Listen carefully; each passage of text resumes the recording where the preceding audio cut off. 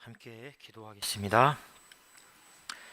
사랑해 주님, 하나님께 예배드리는 이 시간 가운데에 성가대의 찬양을 통해 우리 마음의 평안과 은혜를 입게 하시니 감사를 드립니다. 천사 가브리엘을 통해 들려주신 그 복음, 그 기쁜 소식이 오늘 우리의 삶의 자리마다, 특별히 주님을 예배하고 말씀을 듣는 우리의 심령마다 들리게 하여 주시옵소서. 예수 그리스도의 이름으로 기도합니다. 아멘. 할렐루야. 예배 참여한 우리 모든 성도님들에게 은혜와 평강이 함께하기를 기도합니다. 날씨가 많이 추워졌죠. 눈도 내렸습니다. 지난 한 주 동안 평안히 잘 보내셨습니까?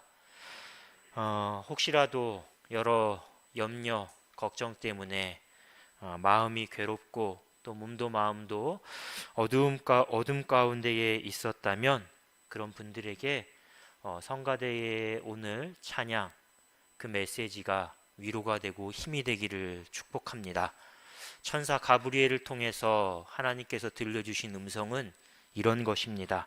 누가복음 1장 28절과 30절에 기록되어 있는데요. 은혜를 입은 자여 평안할지어다. 주께서 너와 함께 하시도다. 무서워하지 말라. 내가 하나님께 은혜를 입었느니라. 가브리엘을 통해 들려진 이 위로의 말씀, 새 힘과 능력의 말씀이 우리 가운데에 함께 머물면서 이 말씀으로 말미암아 우리가 잃어버린 평안과 기쁨을 회복할 수 있기를 축복합니다. 전도서 기자가 이렇게 말했습니다. 해 아래 새 것이 없다. 세상에 새로울 것은 하나도 없다라는 이야기입니다. 하지만 새 것이 없다고 했는데 우리는 새 것을 참 좋아합니다. 새 옷, 새 신발, 새 차, 그리고 새 집. 새로운 것들을 기대하고 또 소망합니다.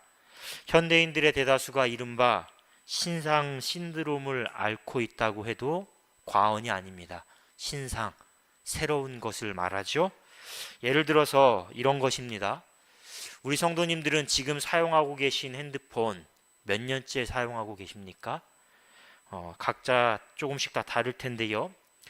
많은 사람들이 내가 사용하고 있는 핸드폰에 큰 문제가 없어도, 고장이 없어도 통신사와 약정한 이 2년이라는 시간을 채운 뒤에는 대부분 새 핸드폰으로 교체를 한다라고 합니다.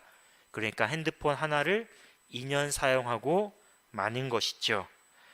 더 좋은 기능의 핸드폰을 갖고 싶고 더 좋은 디자인, 예쁜 디자인의 핸드폰을 사용하고 싶은 그 욕구 때문입니다. 어떤 심리학자는 이런 현상을 이렇게도 이야기했습니다.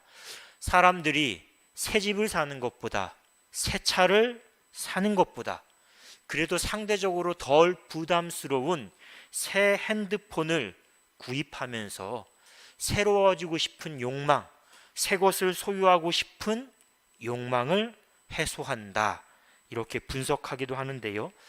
근데 어디 우리가 핸드폰만 새 것을 원하겠습니까?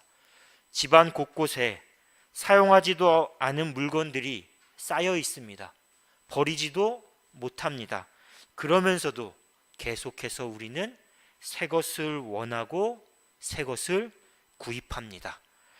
이와 달리 좀처럼 새 것, 새로워지는 것과는 거리가 먼 것이 하나 있습니다. 바로 나 자신, 내 몸과 마음을 새롭게 변화시켜 나가는 일입니다.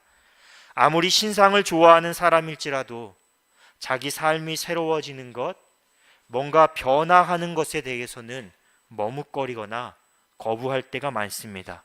왜냐하면 모두가 익숙함이 가져다주는 그 안정성, 평안함을 선호하기 때문이죠. 새로운 도전을 한다는 것 두렵습니다. 걱정됩니다.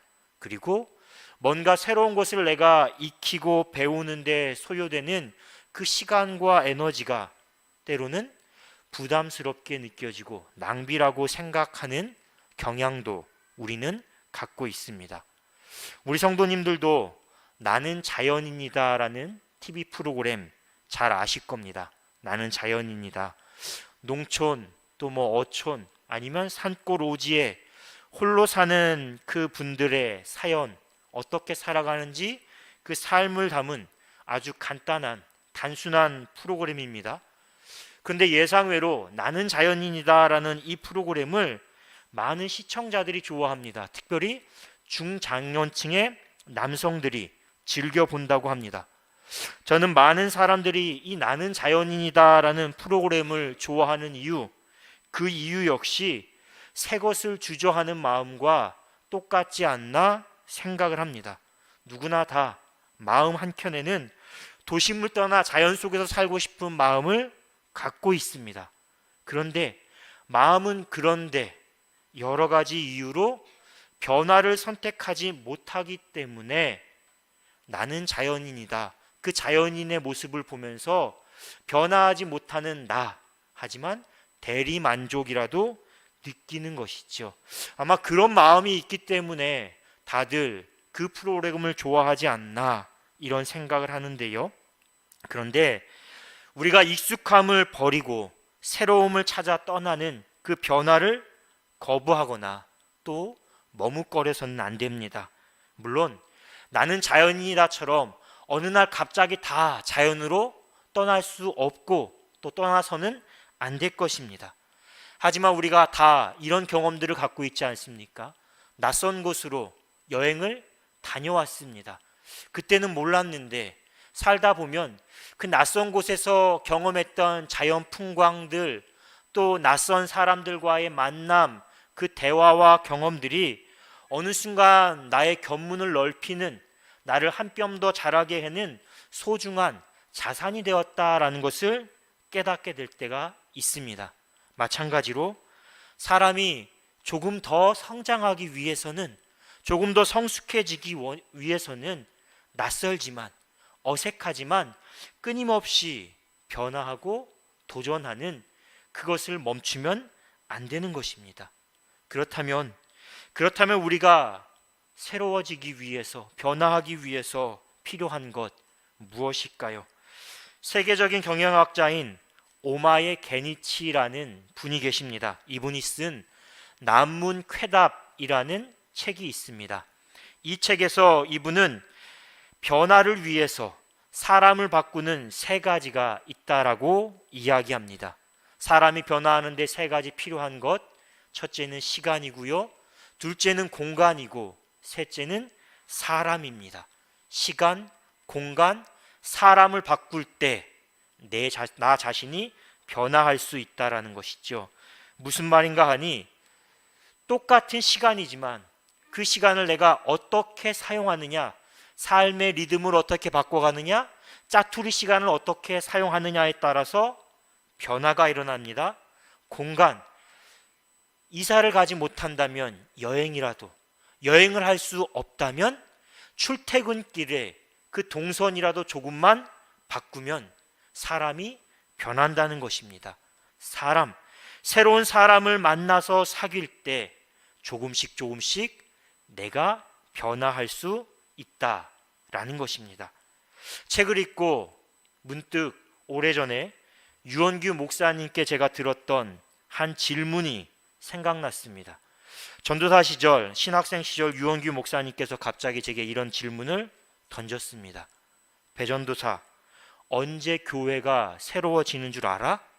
이렇게 물어보셨는데요. 우리 성도님들은 언제 교회가 새로워진다라고 생각하십니까? 변화의 계기가 무엇이라고 생각하십니까? 유용규 목사님이 제게 말씀하신 답은 두 가지였습니다. 하나는 교회가 교회당을 새로 건축했을 때 교회와 성도들이 변한다는 것입니다. 왜 그럴까요? 왜 교회당을 건축하면 교회와 성도가 변할까요? 저는 이렇게 생각했습니다. 교회당을 건축하는 게 힘든 만큼 어느 때보다 성도들이 합심해서 기도를 많이 하고, 또 교회당을 건축하면서 교회의 과거, 현재, 미래에 대해 그래도 많은 고민과 생각들을, 대화들을 나누다 보면 자연스럽게 변화할 수 있는 것 아닌가? 그런 생각을 했습니다. 다른 하나 교회가 변화하는 계기는 새로운 목회자가 부임했을 때다. 이렇게 저한테 말씀해 주셨습니다. 새로운 목회자가 교회에 부임하면 많은 것들이 실제 달라집니다. 작게는 주보부터 달라지죠. 주보의 구성, 예배 순서가 달라지고, 좀 넓게는 말씀과 교육과 선교의 모습들, 목회의 비전과 방법들이 달라집니다. 또 예배당 같은 공간을 어떻게 사용하느냐 하는 그 방법이 달라지기도 합니다.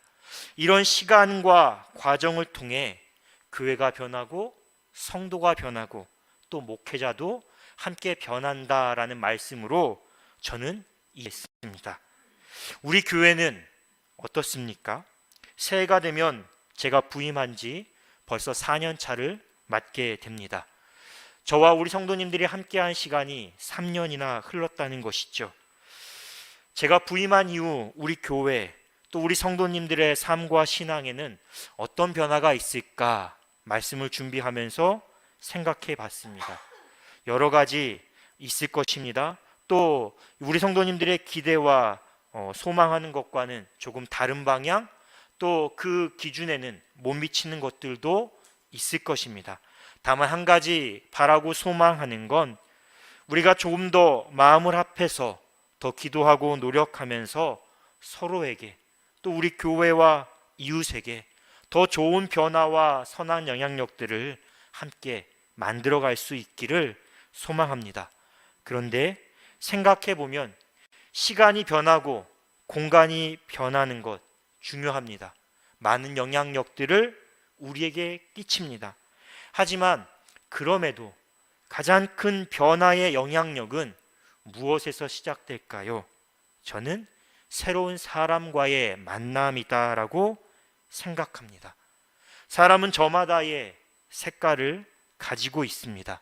그래서 그것이 좋은 것이든 나쁜 것이든 만남과 사귐을 통해 우리는 서로에게 자연스럽게 물들이기 마련입니다. 그러므로 긍정적으로 내가 변화하길 원한다면 내가 지금 어떤 사람을 만나고 있는가? 그리고 끊임없이 새로운 만남을 어떻게 이어갈 수 있는가에 대해서 우리가 그런 고민을 늘 놓치지 말아야 합니다. 또 유유상종, 초록이 동생이라고 나와 같은 사람, 같은 생각을 하는 사람, 나와 마음이 맞는 사람과의 만남만이 아니라 조금은 낯설고 어색하지만 그래도 나와 생각이 조금은 다르고 나에게 부족한 점, 내가 없는 장점을 가지고 있는 그런 사람, 그런 새로운 만남을 갖기 위해 늘 우리가 노력을 해야 합니다. 이런 점에서 우리의 신앙생활은 예수 그리스도 그분과의 만남을 계기로 우리가 새로운 삶을 살아가는 여정입니다. 우리가 구주로 믿고 고백하는 예수 그리스도 그분 자체가 새로움입니다. 새로움. 오늘 성가대가 찬양한 것처럼 천사 가브리엘이 하나님의 보내심을 받아서 마리아를 찾아와 예수의 나심, 그 성탄을 예고한 것도, 또 남자를 알지 못하는 동정녀 마리아가 예수님을 임신한 것도 모두 다 새로움입니다. 이전에는 볼 수 없었고, 아니 이후에도 볼 수 없었던 아주 특별한 일, 새로운 일이죠. 어쩌면 새롭다 못해 믿지 못하는 사람들의 관점에서는 말도 안 되는 일, 터무니없는 것처럼 보인다고 할 수 있습니다. 그런데 이보다 더 새롭고 더 놀라운 사실이 있습니다. 하나님께서 하늘 보좌에 그냥 가만히 앉아 계시면서 세상을 지켜만 보다가 이래라 저래라 말씀으로 지시한 것이 아니라 당신의 아들을 친히 이 땅 가운데에 보내셨다라는 것, 그것이야말로 진정한 새로움, 진정한 놀라움이죠. 그리고 세상을 구원하기 위해 그 아들을 십자가에 내어주셨다. 세상 어느 부모가, 세상 어떤 신이 그 일을 행한단 말입니까? 예수님이 선포하시고 삶을 통해 보여주신 복음도, 하나님 나라도 우리가 익숙하게 생각하는 것들, 우리가 경험하는 것과는 완전히 다른 것입니다. 새로운 것입니다. 주님은 항상 병든 자와 귀신 들린 사람들, 고아와 과부 등 가난한 사람들과 함께 하셨습니다. 모두로부터 죄인이라고 취급받았던 사람들, 그들의 병든 몸과 마음을 치유해 주셨지요. 그들의 죄를 사해 주셨습니다. 하늘의 천사를 동원해서 원수들과 맞서 싸우는 방식이 아니라 어떤 방식으로 맞서셨습니까? 사랑, 사랑. 오직 십자가 사랑. 사람들이 생각하지 못하는 새로운 방식으로 하나님의 뜻을 이루셨습니다. 예수님은 이렇게 로마 황제 헤롯 가문, 그리고 부패한 종교 지도자들과는 완전히 새로운 방식으로, 복음으로, 기쁜 소식으로 우리에게 주의 나심을, 메시아 되심을 입증하셨습니다. 그래서 우리는 때가 찼고 하나님의 나라가 가까이 왔으니 회개하라, 복음을 믿어라, 이 말씀도 새롭게 이해해야 합니다. 그냥 단순히 회개하라, 믿어라, 이런 말씀으로 받아들이는 것이 아니라 지금까지 우리가 가지고 있었던 익숙한 사고방식, 삶의 방식, 그 모든 것들로부터 돌아서라. 새로운 삶, 하나님 나라 백성의 삶을 살라라는 명령입니다. 내가 먼저 그렇게 새로운 삶을 살고 나의 새로운 삶으로 이 세상을 하나님 나라로 새롭게 변화시켜라 라는 명령입니다. 너의 삶을 하나님 나라 백성의 삶으로 동참시켜라 라는 초대인 것이죠. 감사하게도 오늘 우리는 이 부름에 순종했습니다. 그래서 새로운 삶을 살아가고 이 시간 이 자리에 앉아 하나님을 예배하고 있습니다.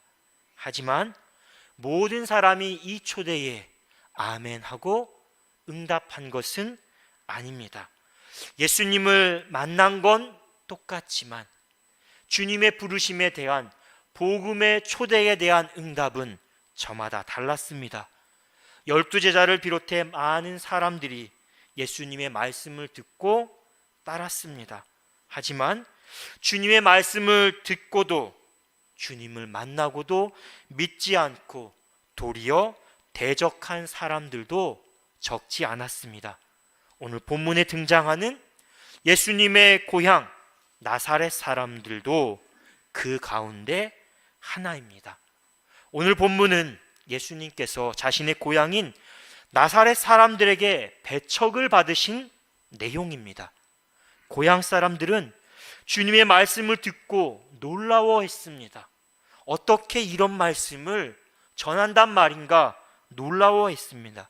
그럼에도 그들은 예수님을 배척했습니다. 아니, 오늘 말씀과 같은 사건을 기록하고 있는 누가복음 4장 말씀을 보면 단순히 예수님을 배척한 것만이 아닙니다. 그들은 주님께 크게 화를 내고 주님을 동네 밖에 산 낭떠러지까지 끌고 가서 밀쳐서 떨어뜨리려고도 했습니다. 또한 오늘 본문 시작 53절을 보면 예수께서 이 모든 비유를 마치신 후라고 이야기하죠. 이것과 연관지어서 오늘 본문이 위치한 마태복음 13장 이 전체 맥락에서 보면 고향 사람들이 주님을 배척했다라는 말은 단지 믿지 않았다, 거부했다, 그 정도의 의미가 아닙니다. 한번 우리 성도님들께서 눈으로 마태복음 13장 1절부터 굵은 글씨로 표시된 소 제목만 한번 위에서 아래로 쭉 훑어보시기 바랍니다. 소 제목만 보면 이 13장에서는 예수님께서 우리가 잘 알고 있는 4가지 땅에 떨어진 씨앗 비유, 이 씨앗 비유를 비롯해서 천국, 곧 하나님 나라에 관한 여러 비유의 말씀을 하셨습니다. 그러니까 13장은 하나님 나라, 천국에 대한 비유이죠. 누가 천국에 들어갈 수 있는가? 천국은 어떤 곳인가? 이런 이야기를 주님께서 우리에게 들려주신 것입니다. 이런 전체의 맥락에서 보면 지금 주님을 배척한 고향 사람들은 말씀의 씨앗이 뿌려졌는데, 심겨졌는데 결실을 맺지 못한 길가와 같은 사람, 돌밭과 같은 사람, 가시떨기와 같은 심령의 사람들입니다. 마음이 완악해서 하나님 나라의 비밀에 대해 주님께 들었지만, 보았지만 깨닫지 못하고 알지 못한 사람들이죠. 결국 그들의 끝이, 그들의 운명이 어떻게 되느냐? 추수의 때가 이르면 거두어 불에 사르지는 가라지와 같이 종말의 날에 풀무불에 던져지게 될 것이다. 이것이 마태복음 13장을 통해 우리가 알 수 있는 주님을 배척한 사람들의 삶, 그들의 운명인 것이죠. 그렇다면 왜 이들은 예수님을 배척했을까요? 그 답이 오늘 본문 55절, 56절에 있습니다. 고향 사람들이기 때문에. 그들은 예수님의 부모 형제, 가정 형편에 대해서 잘 알고 있었습니다. 아니, 공생애를 시작하기 전 예수님의 어린 시절 모습도 늘 가까이에서 지켜본 사람들이죠. 그렇기 때문에 이 고향 사람들은 어떻게 목수의 아들 예수, 그 꼬맹이가 메시아가 될 수 있단 말인가, 하나님의 아들이란 말인가 생각하면서 주님을 믿지 않았던 겁니다. 이것이 무엇을 의미할까요?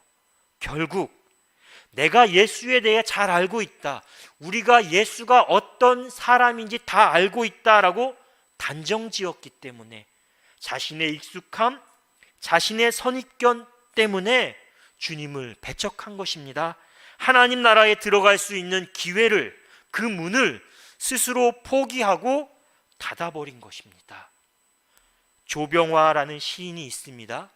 이 조병화 시인의 시 중 천적이라는 시가 있습니다.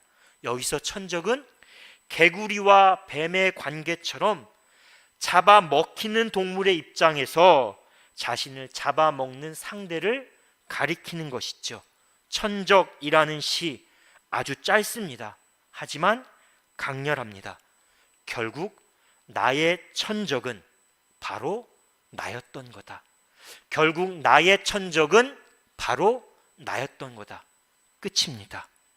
시인은 실로 나를 살리고 나를 죽이고 망치고 하는 것, 다른 무엇이 아니라, 다른 사람이 아니라 누구라고 이야기하는 겁니까? 내 자신이 결국 나의 천적이다. 이 사실을 깨닫고 한 줄의 시로 옮긴 겁니다. 마찬가지로 그 대상이 하나님이든 사람이든 우리가 삶에서 마주하고 겪게 되는 어떤 사건이든 나의 생각, 나의 지식과 경험 안에 갇혀서 내가 다 알고 있다, 나 다 해봤다, 이건 이런 거다라고 우리가 단정 지으면 안 됩니다. 그리고 과거를 잣대로 현재, 미래, 이 모든 것들을 판단하고 단정 지어서도 안 됩니다. 그렇게 하면 어떻게 됩니까? 그 순간 내가, 바로 나 자신이 나의 변화와 성장을 가로막는 가장 무섭고 두려운 천적이 되는 것입니다. 사랑하는 성도 여러분, 대림절 셋째 주일입니다.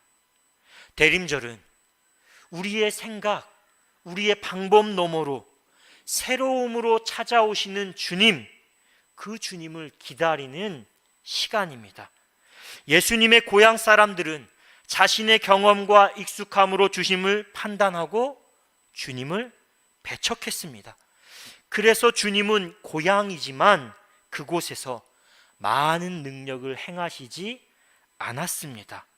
바라건대 이와 같이 우리도 하나님의 은혜와 능력을 배척하는 어리석음에 빠지지 않기를 소망합니다. 그래서 구체적인 실천 두 가지를 여러분들과 함께 나누고 싶습니다. 첫째는 겸손한 마음으로 주님의 오심을 기다리는 우리 모두가 되기를 소망합니다. 이 세상에는 우리가 아무리 공부하고 아무리 자세히 들여다보아도 우리가 다 알 수 없고 깨달을 수 없는 세계가 존재합니다. 반대로 너무 크고 광대해서 우리가 도저히 이해하기 어려운 세계도 존재합니다. 마찬가지로 하나님의 일하심도 당장 내 옆에 앉아있는 사람도 내 인생도 내가 다 이해할 수 없습니다. 아무리 노력하고 경험했다 할지라도 아는 것 같지만 그게 전부가 아닐 때가 얼마나 많이 있습니까? 그러므로 새로움으로 찾아오시는 주님을 만나는 은혜, 그 기쁨을 우리가 누리기 원한다면 매사에 겸손해야 합니다. 지혜로운 사람은 자신이 무엇을 알고 있는가, 내가 알고 있는 것과 함께 내가 무엇을 모르고 있는가, 내가 알지 못하는 것도 함께 생각하는 사람입니다. 공자가 이렇게 말했습니다. 아는 것을 안다고 하고 모르는 것을 모른다고 하는 것, 그것이 곧 알미다. 그러므로 우리는 선줄로 생각하는 자 넘어질까 조심하라. 사도 바울이 이렇게 권면하지 않았습니까? 이 말씀처럼 항상 내가 모를 수 있다, 아니 내가 틀릴 수도 있다라는 그 겸손함을 늘 잃지 말아야 합니다. 두 번째는 익숙함을 버리고 늘 새롭게 보고 듣고 질문하면서 배우고 도전하는 그 마음가짐, 그 삶의 태도를 가져야 합니다. 삶에서나 신앙에서나 내가 성장하고 성숙하는 때는 언제인가? 바로 이때입니다. 당연하다고 생각하는 것을 당연하지 않게 여길 때, 그리고 변화와 도전에 나설 때, 그때 우리는 조금 더 성장하고 조금 더 성숙할 수 있습니다. 이와 관련된 저의 짧은 경험을 한번 예로 들어보겠습니다. 우리는 대부분 아는 찬양만 부릅니다. 아는 찬양 부르는 걸 좋아하죠. 그래서 신앙생활을 수십 년 해도 찬송가에 실린 645곡, 이 많은 찬양 중에 우리가 단 한 번도 부르지 않은 찬양이 많습니다. 목회자인 저도 똑같습니다. 여러 교회를 섬겼지만 대부분 다 비슷한 찬양만 부릅니다. 그런데 어느 날 제가 우리 새샘교회 부임한 이후에 찬송을 찾다가 제가 몰랐던 찬양의 가사를 읽고 너무 은혜를 받아서 직접 유튜브를 켜고 들어보니 너무 은혜로웠습니다.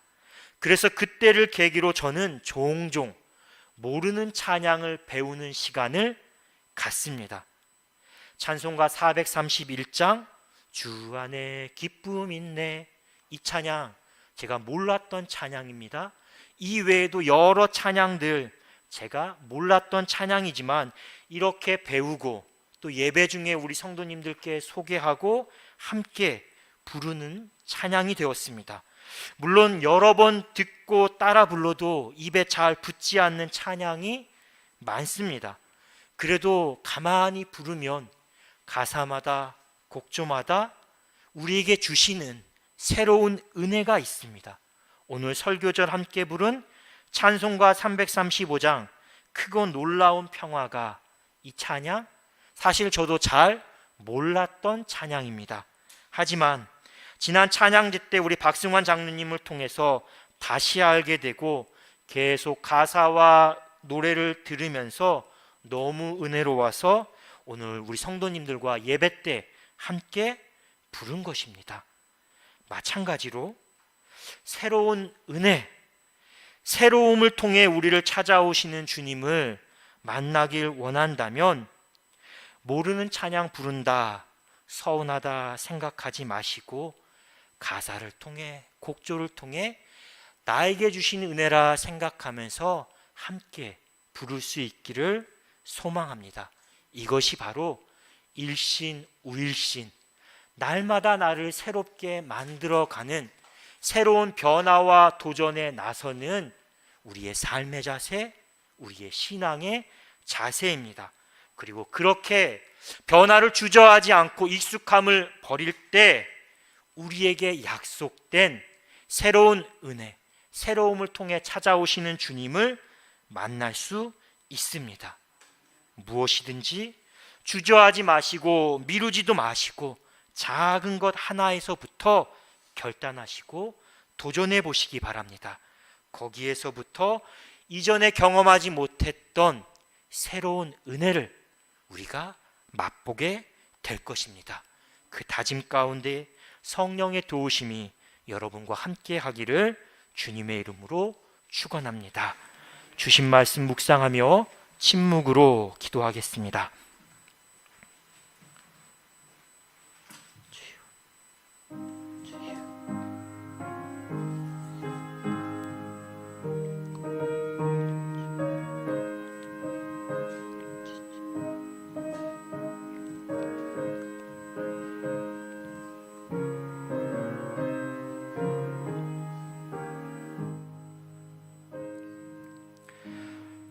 사랑의 주님, 새로움으로 찾아오시는 주님을 기다리며 우리가 새 마음과 새 영을 품고 살아가게 하여 주옵소서. 어제의 나에 머물러 있지 않고 날마다 주님을 따라 주님과 함께 새로운 변화를 위해 나서게 하여 주옵소서. 멈추지 않게 하옵소서. 대림절이 깊어갈수록 우리의 심령과 삶이 주님께 더 가까이 다가서게 하여 주옵소서. 예수 그리스도의 이름으로 기도합니다. 아멘.